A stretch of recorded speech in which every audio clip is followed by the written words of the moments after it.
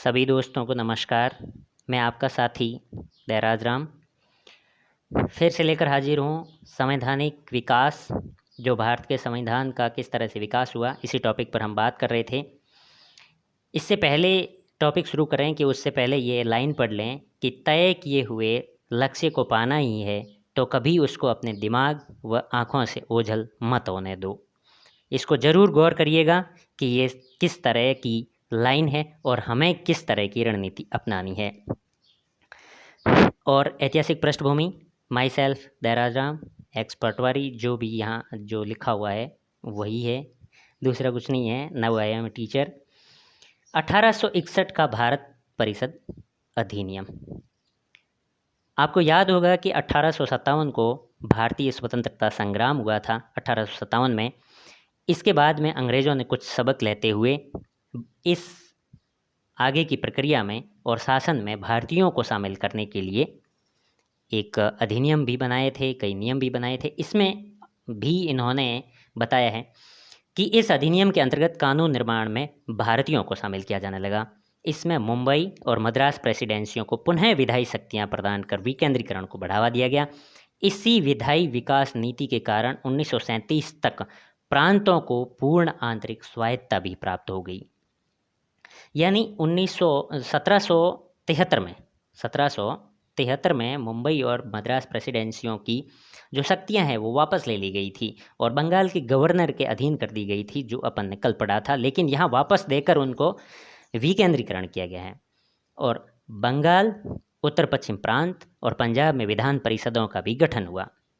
इसने वायसराय को अधिक नियम और कानून बनाने की भी शक्ति दी। वह पोर्टफोलियो पद्धति का आरंभ हुआ, जो आविष्कृत की थी लॉर्ड कैनिंग ने 1859 में। ये आप लाइन याद रख सकते हैं, 1859 में। इसने वायसराय को बिना काउंसिल की सलाह के अध्यादेश जारी करने के लिए अधिकृत किया, लेकिन इसकी अवधि केवल 6 माह की हो सकती थी। जो भारत में वाइस जो प्रेसिडेंट है और गवर्नर है वो भी अध्यादेश जारी करते हैं, इसी तरह से इनको भी दी गई थी।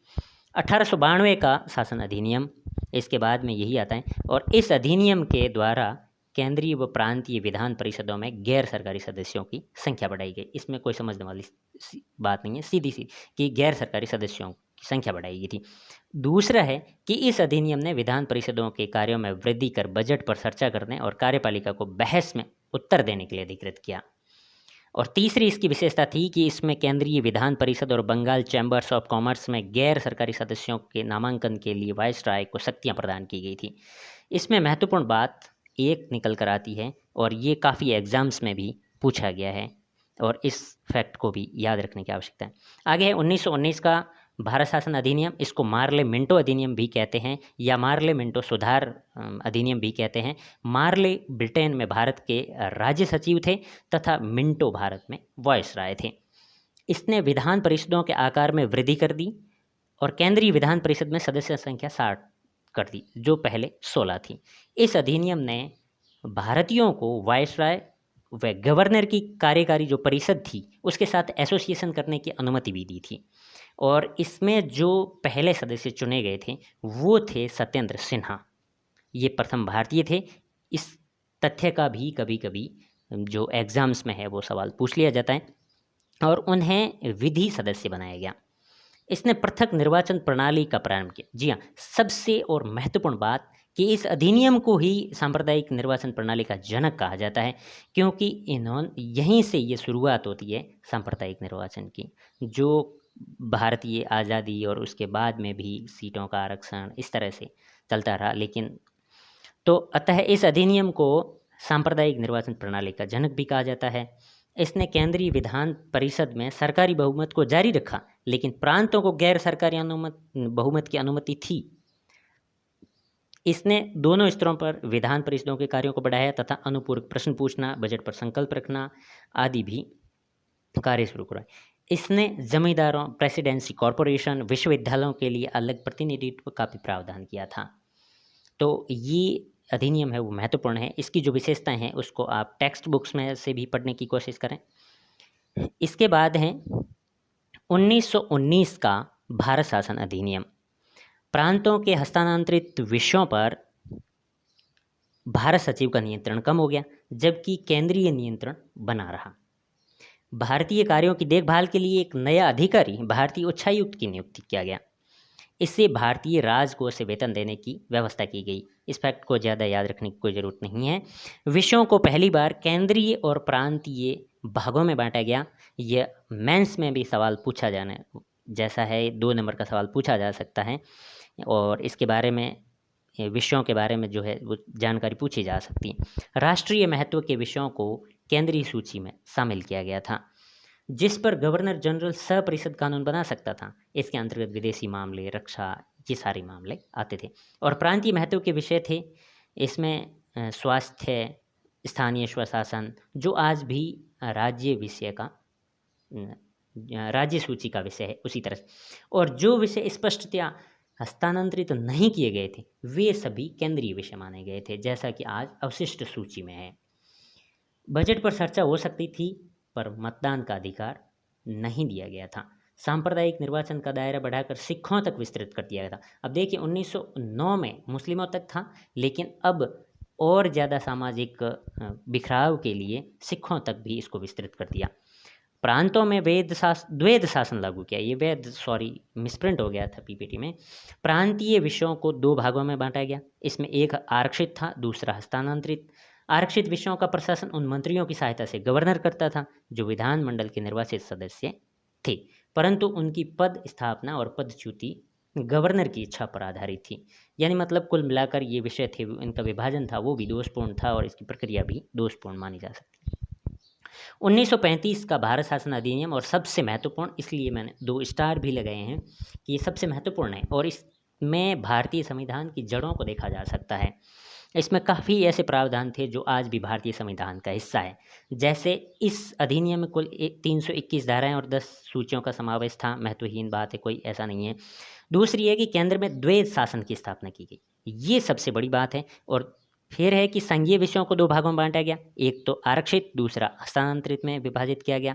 और आरक्षित विषयों का प्रशासन है वो गवर्नर जनरल कुछ पार्षदों की सहायता से कर सकता था, जो संघीय व्यवस्थापिका के प्रति उत्तरदायी नहीं थे।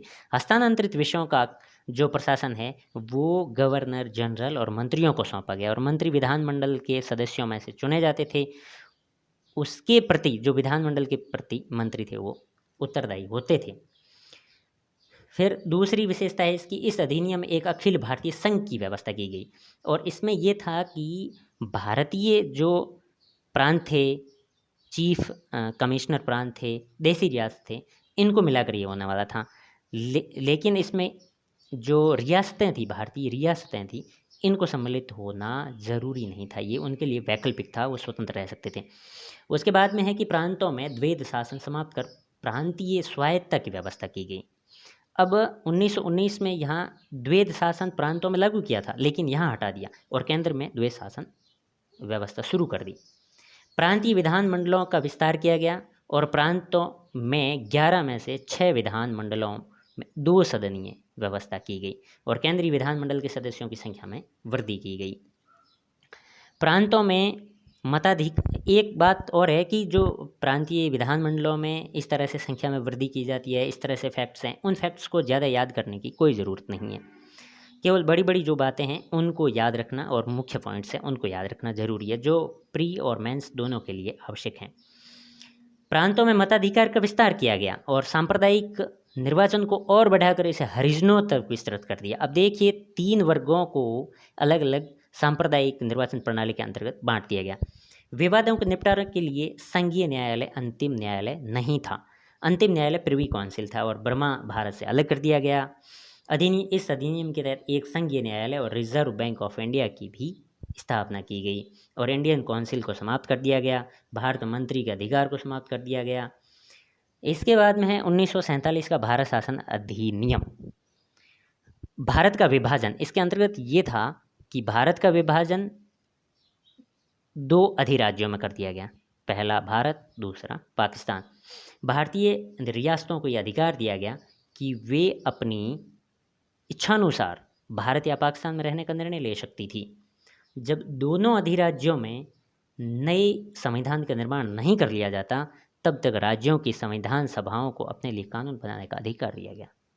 जब तक नया संविधान निर्मित नहीं हो जाता, लेकिन ये भी था कि आप संविधान खुद बना सकते हैं, लेकिन जब तक संविधान तैयार नहीं हो जाता किसी भी राज्य का, तो दोनों राज्यों का शासन है भारत शासन अधिनियम 1935 के अधिनियम द्वारा ही चलाया जाएगा।